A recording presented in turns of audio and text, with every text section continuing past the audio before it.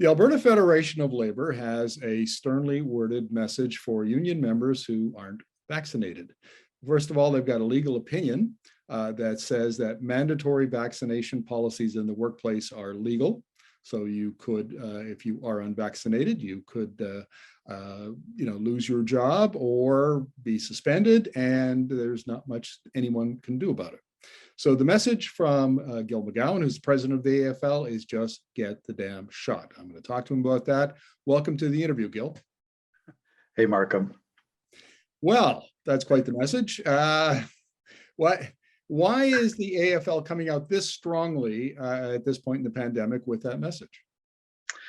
Well, as you can imagine, since employers, both in the public and private sector, have been introducing workplace vaccine mandates, we've been getting calls from our members about what they should do about it. And our membership is not any different than the broader population. About 80–90% of our members have no problem with the vaccines. In fact, many of our unions, especially those representing people in healthcare, were advocating to get the vaccine as early as possible when it was available. But as is the case with the broader population, we have a vocal minority, both in our public and private sector unions, who are vaccine hesitant. That's the the diplomatic term. And we also have a very angry fringe, right? But so, and I want to emphasize, it's a minority, it's a fringe. But as unions, we have a legal obligation to represent all of our members. And so we have something to say to them.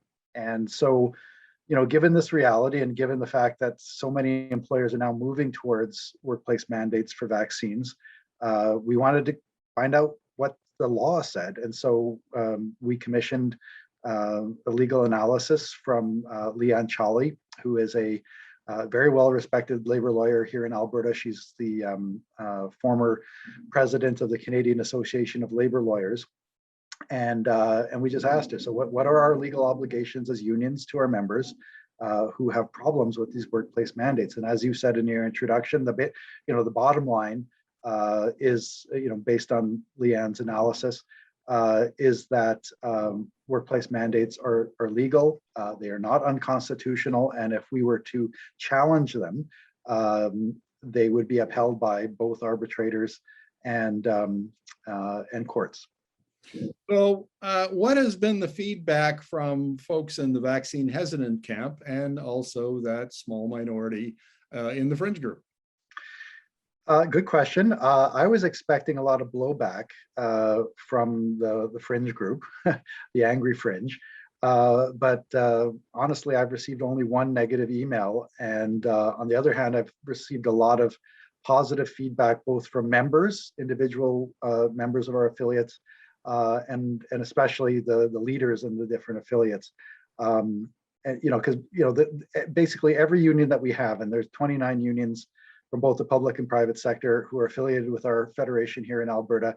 They represent about 175,000 unionized workers from all sectors. So everything from healthcare unions to construction unions to manufacturing and everything in between.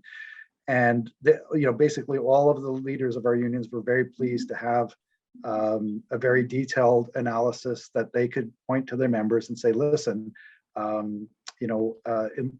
these mandates coming from employers are legal, and that there's nothing that we can do. There's no hope of challenging them either through the grievance process or in front of the labor board or in the courts. And the interesting thing that I think was perhaps news to a lot of our members was that the law involved is not new. The Supreme Court had been asked to rule on questions about employer vaccine mandates, mandatory drug testing, these kind of what people would describe as invasive medical procedures as a requirement of employment. And the questions about this go back 40, 50 years. And basically the Supreme Court ruled, way back when, about 50 years ago, in what they call the KVP test, KVP case.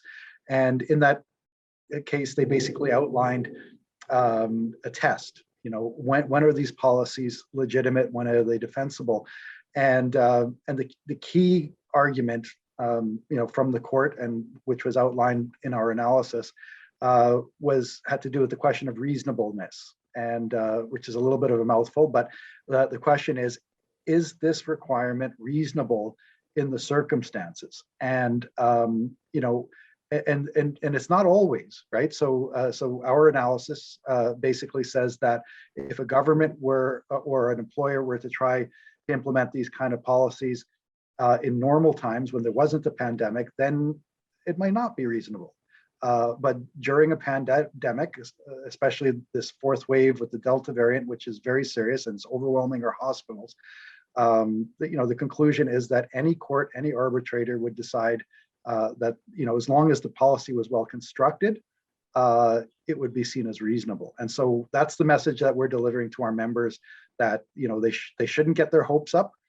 If they're vaccine hesitant, if they're anti-vaxxers, obviously they're free to have their opinions, but they cannot expect us as unions to take their cases forward with any reasonable chance of success. These vaccine mandates, as I say, as long as they're reasonably constructed, and almost all the ones that I've seen are in fact reasonably constructed, they will withstand challenges in front of arbitrators in the courts. Okay, so somebody still refuses to get a vaccine, and there's a number of options that employers have. They can fire them, suspend them, have them work from home. What are you seeing? What's the response from employers, and how are employees and union members feeling about that? Well, the first thing I'll say is that once these vaccine mandates are introduced in the workplace, the experience so far is that almost everyone complies. In fact, if you look south of the border, where the Biden administration recently introduced some sweeping policy direction, basically saying that every employer with 100 employees or more had to have mandatory vaccination policies in place. What you've seen is the biggest increase in vaccination since the beginning of the pandemic. So the bottom line is that if our goal as a society is to get more people vaccinated and to encourage those people who are sitting on the fence to get the jab, these mandates actually get the job done. They work.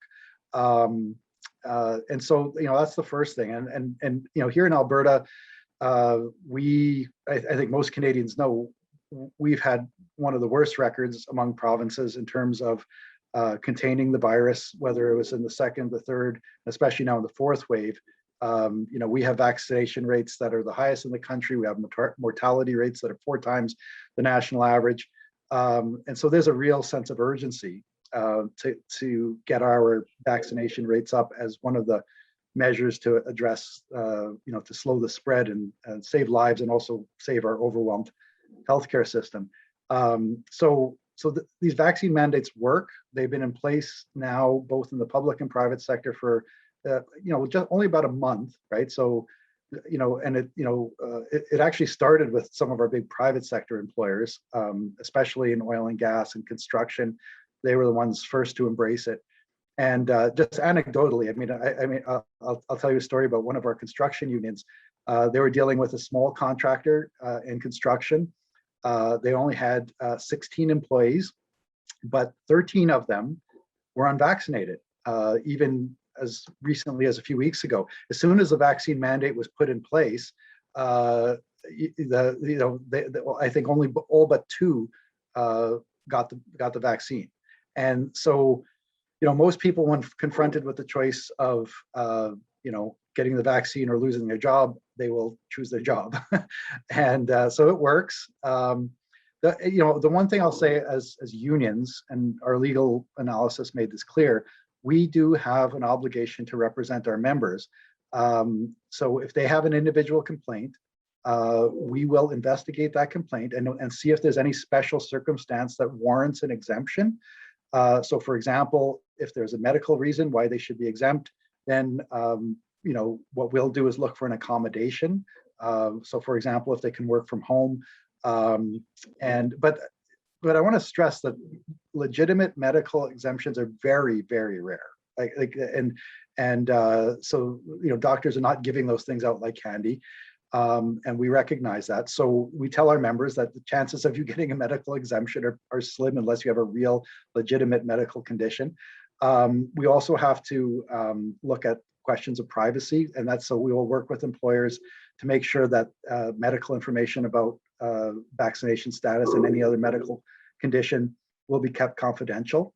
And then if there's some other kind of human rights exemption related to religion, once again, it's a very, very rare. The vast majority of people who are complaining about getting the vaccine would not qualify for either of these medical or religious exemptions. And so we listen to our members, we see if there's a legitimate reason why they should be accommodated. If not, we tell them a grievance would not be successful, and so we encourage them to do the right thing, do what everyone else is doing, and get the vaccine. Well, Gil, I have to say, I'm very pleased to see that both employers and unions are on the same page on this. You're right that Alberta is in a public health crisis and an acute care crisis, and it's all hands on deck. So good stuff. And thank you very much for your insights. Always appreciate it. Okay, well, thanks, Markham. Take care.